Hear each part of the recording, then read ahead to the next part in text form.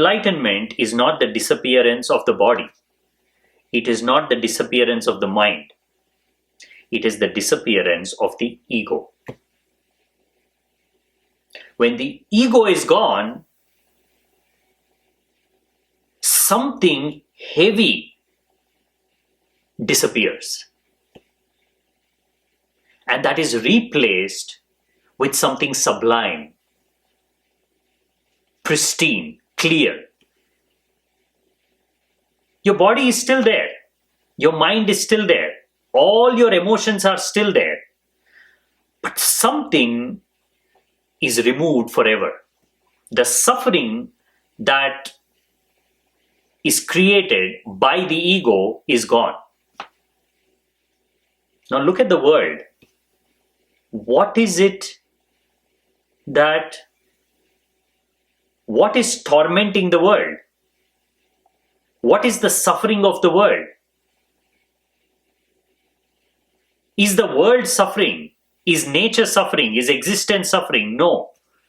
Human beings are suffering because of their egos. If you can take a magic wand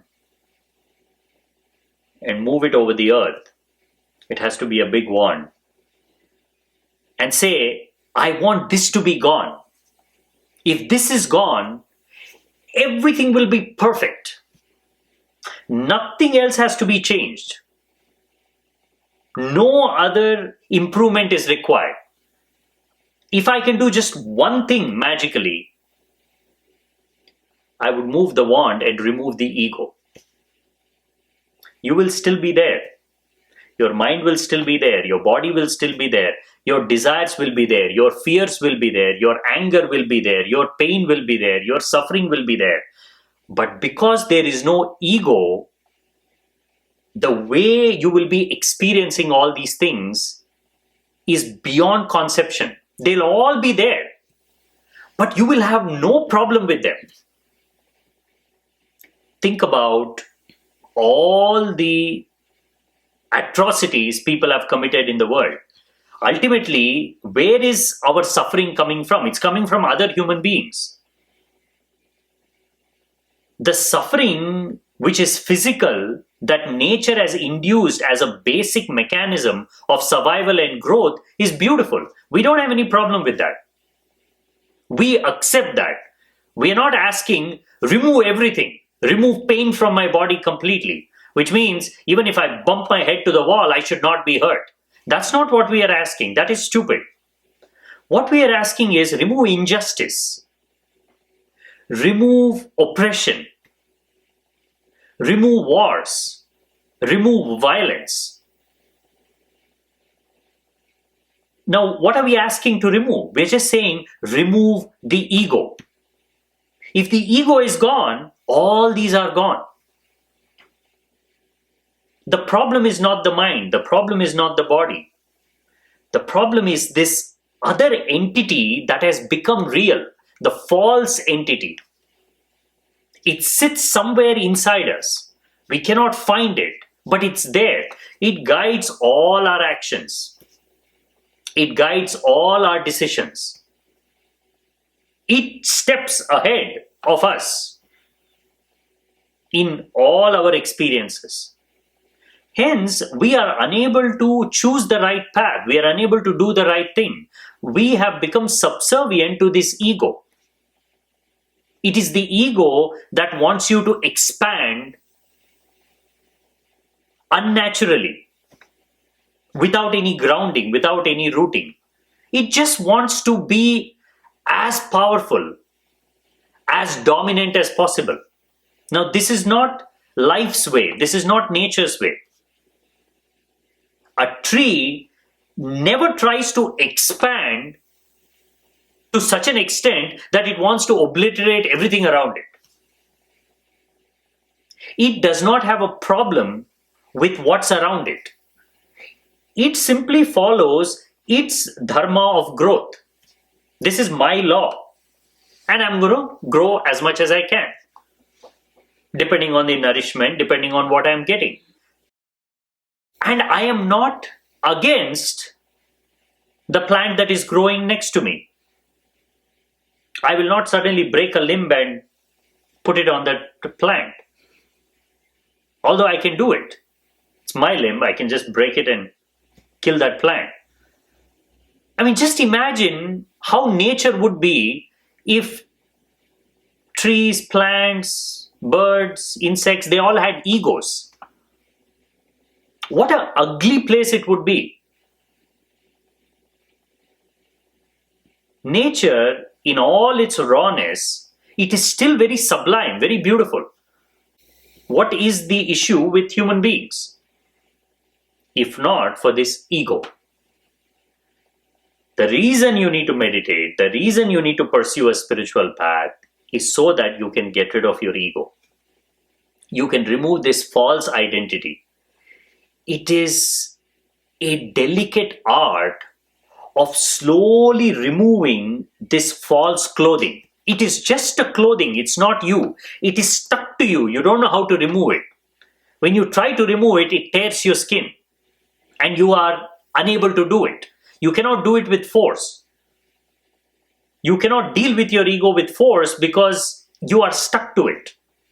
The force that you apply to it will hurt you. That's why it's a process, it's an art.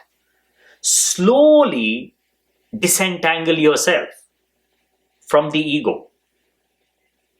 You will still have your mind, a mind that is not burdened by the ego, what all it can achieve. This is the fear people have. Oh, what if everybody becomes enlightened? Then who's going to cook? Who's going to clean? Who's going to build things? Enlightened individuals will do it. In fact, they'll do it much better. Without egos, do you think all enlightened individuals will be sitting in one corner and teaching? Not necessary. Each individual will do whatever aligns with their understanding of life. Enlightenment doesn't mean you've lost your mind. This is such a wrong understanding. Enlightened man is not missing anything. He's complete. There is no problem in him performing an action. In fact, he can perform action 1,000 times better than you because he's not fighting on the inside. If he picks up one task, he can do it again and again and again for as long as he's alive without getting bored, without getting frustrated. It is only at the end of his life you will be amazed. How is it even possible for him to have done this while we would have given up? It's because there's no ego. If there is no ego, there's no idea of success, there's no idea of failure. There is no false repairing of the self-image. Just doing what your heart wants to do. In perfect alignment with the moment. In perfect alignment with the body. If the body wants exercise, you will give it. If the mind wants rest, you will give it. You can be whatever you want. The only thing it removes completely without a trace is this suffering ego, which is the only problem. Imagine the world without the ego. What a world it would be. Different minds doing different things, but without ego. What happens when ego is removed? All our actions, all our activities get realigned to the center. Something automatically realigns everything. It says, do this, don't do that, without effort, without additional burden. And all that doing will lead to more love, more joy, more compassion, more flowering and fruiting of the human expression in ways we cannot even imagine. As of now, we are living very unnaturally. We hardly have scratched the surface of what is it to be a human. We are stuck with a false identity. If the false can be this addictive, this enchanting, you don't want to let go of it, just imagine when you find the real.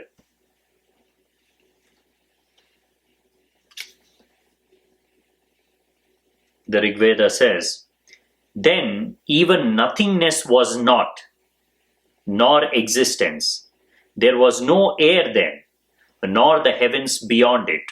What covered it? Where was it? In whose keeping? Was there then cosmic water in depths unfathomed? It is the same description of that something which you cannot see, which you cannot touch. But when this false identity is removed, you simply become that without moving an inch, without going anywhere. When the ego is gone, your mind itself becomes that. Your body itself becomes that. Because even now, your body is mostly that. There is one tiny part of your body that is not that. And you don't know which part. So you keep on confusing. Even your mind, most of what you recognize as your mind is pure that, is pure intelligence, pure aliveness, pure consciousness. But you are identified with that small part, that irritating, nagging part that you call your mind. Now that your mind, that your body is your ego. When that is removed, your mind is not removed. That confusion of what the mind is removed. That confusion of what the body is removed. Now, you know your mind and body are simply extensions of that same completeness. They are just small deviations. A deviation that you can completely accept because it will clear out with death. Even if it stays for 1,000 years, you have no problem with it. Once the ego is gone, you can live in the body for 1,000,000 years. There is no conflict, there is no problem. With the ego, you cannot live with it for a single day without fighting, without agitation, without disturbance. That's the difference.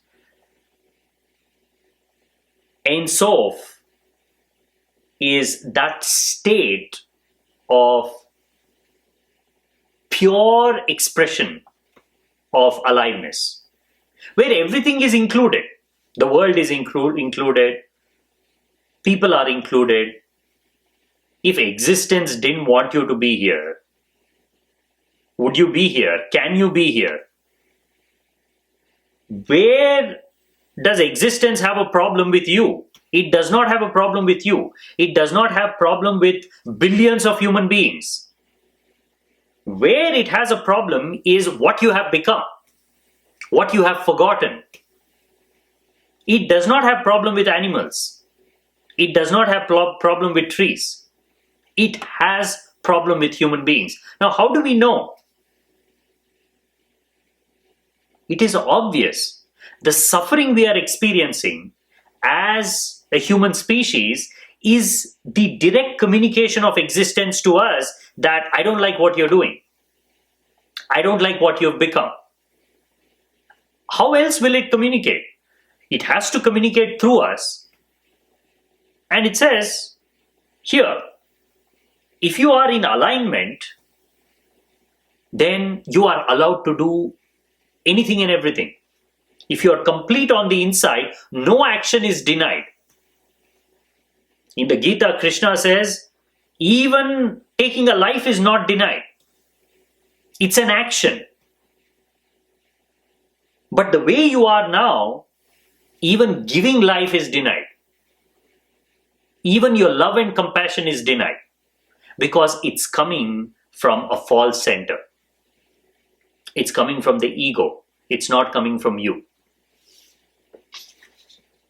Heraclitus says, from the one comes all things, and all things are one. If you can just understand this statement, you will know what is the problem. What has divided our world? This statement is 100% true. From the one comes all things, and all things are one. Not only life and life forms are expressions of that one thing, they are also that one thing. An expression is never separate from the one. There is no physical disconnection. There is no actual disconnection. There is something that has interfered in this sublime experience between the one and the expression of the one. There is something in between a man and his smile.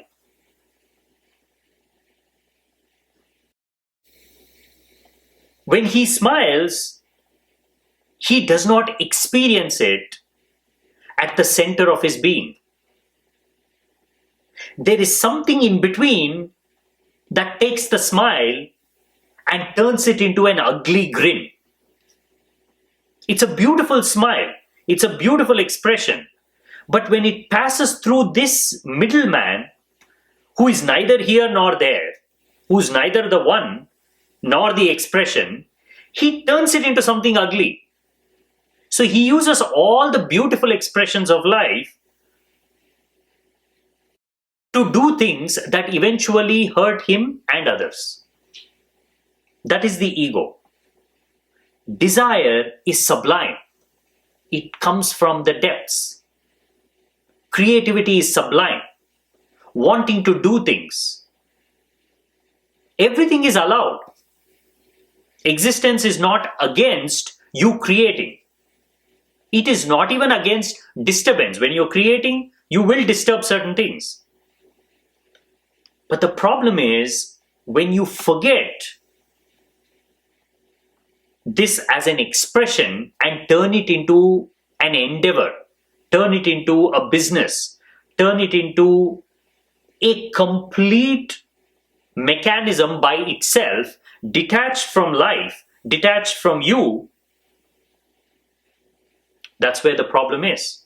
Now, your desiring has no roots. It is not to help yourself. It is not to help others. It is to get something else. And you don't even know what that something else is. It is just an idea. So what is the ego? The ego is an idea serving another idea. That's the ego. The real you and the real expression of your life don't mean anything to the ego. It does not care. Even if you produce the most sublime of things, the ego will look at it and say, what's its value? What will I do with this? Who's going to care for this? This is all ego. Because we have become subservient to the ego, there is no way for us to settle with it. Because it isn't real. It will never allow you to settle. This is why finding a way to understand the mind, to understand the body, to go beyond the ego is inevitable. If you want to find anything meaningful in life, for yourself or for somebody else, you have to get to the bottom of this ego. You have to find its roots and you have to cut it. Till then, you have to keep on searching.